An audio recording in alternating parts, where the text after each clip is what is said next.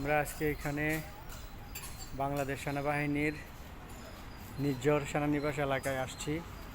আমার ভাগ্নি আছে, আমার আপা আছে, ভাগ্নি জামাই আছে, একটা ছোট্ট ভাই আছে।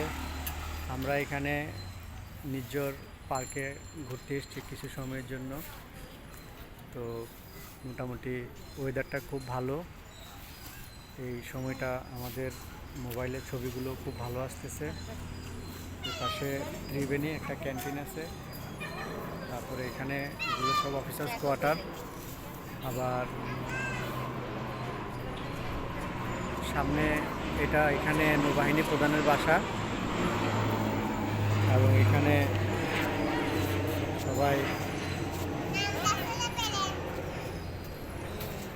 সবাই আকাশে প্লেন যাচ্ছে, এটা নিয়ে ব্যস্ত। আমার আপা আছে এখানে, আমার ভাগ্নি আছে দিনা, আর আমাদের এই মামা নিয়েও মোবাইল নিয়ে ব্যস্ত।